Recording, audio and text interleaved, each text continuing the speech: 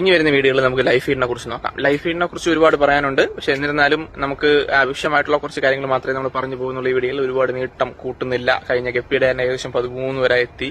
അപ്പോൾ ലൈഫ് ഫീഡിനെ കുറിച്ച് നമ്മൾ പറഞ്ഞു വരുമ്പോൾ വൈൽഡ് കണ്ടീഷനിൽ ഈ മീനുകളെല്ലാം ഈ വലുത് ചെറുതിനെ കഴിച്ച് വരിക ആ രീതി തന്നെയായിരുന്നു. അത് കഴിഞ്ഞ ശേഷം നമ്മളതിനെ സെപ്പറേറ്റ് ബ്രീഡ് ചെയ്യിപ്പിക്കുമ്പോൾ നമുക്ക് എന്ത് ചെയ്യുക, വെള്ളം കംപ്ലൈന്റ് ആവാതിരിക്കാൻ വേണ്ടിയിട്ടും അല്ലെങ്കിൽ അത്രത്തോളം പ്രോട്ടീൻ കണ്ടന്റ് കിട്ടാൻ വേണ്ടിയിട്ടാണ് നമ്മൾ ലൈഫ് ഫീഡിനെ കൂടുതൽ ആശ്രയിക്കുന്നത്.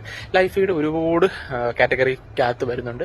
ഒരിക്കൽ വാങ്ങിച്ചാൽ വീണ്ടും വീണ്ടും വീണ്ടും നമുക്ക് കൾച്ചർ ചെയ്യാൻ പറ്റുന്നതും ഒരിക്കൽ വാങ്ങിച്ചാൽ അത് കൊടുത്ത് തീർക്കാൻ പറ്റുന്ന ടൈപ്പ് വരുന്ന ലൈഫ് ഫീഡ് വരുന്നുണ്ട്. ഈ ലൈഫ് ഫീഡ് നമുക്ക് വെളിരാജ്യങ്ങളിലെല്ലാം ഫാം ചെയ്യുമ്പോൾ ഈ ലൈഫ് ഫീഡ് ഏതെങ്കിലും ഒരു ലൈഫ് ഫീഡ് അവർ ചൂസ് ചെയ്ത ശേഷം അവർക്ക് പറ്റുന്ന ഏത് ലൈഫ് ഫീഡ് ചൂസ് ചെയ്ത ശേഷം അതിന് അവരവരുടെ മദർ കൾച്ചറായിട്ട് കീപ്പ് ചെയ്തിട്ട് അത് വെച്ചിട്ടായിരിക്കും അവരെന്ത് ചെയ്യുക, ബാക്കിയുള്ള ബ്രീഡിങ് ബാക്കി കാര്യങ്ങളെല്ലാം ചെയ്യുന്നത്. ഇവിടെയും അങ്ങനെ പലരും ചെയ്യുന്നുണ്ട്.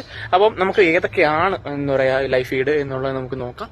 അത് കഴിഞ്ഞിട്ട് അതിന്റെ ഓരോരോ സെക്ഷനായിട്ട് നമുക്ക് പോകുന്നുണ്ട്. പിന്നെ ഓരോന്നിനെയും വളരെ ഡീപ്പായിട്ട് പോകുന്നില്ല. ഡൗട്ട് ഉണ്ടെങ്കിൽ ചോദിച്ചാൽ മതിയാവും. നമുക്കത് എങ്ങനെ ചെയ്യാം എന്നുള്ളത് നമുക്ക് നോക്കാം.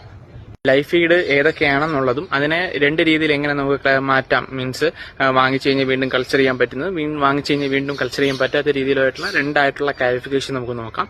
ആദ്യം എന്താണ് ലൈഫ് ഫീഡ് എന്നുള്ളത് നമുക്ക് നോക്കാം. ജീവനുള്ള വളരെ ചെറിയ മൈക്രോ ഓർഗാനിസം തൊട്ട് നമുക്കിതിന് ലൈഫ് ഫീഡിന്റെ കാറ്റഗറിക്കകത്ത് വരാം.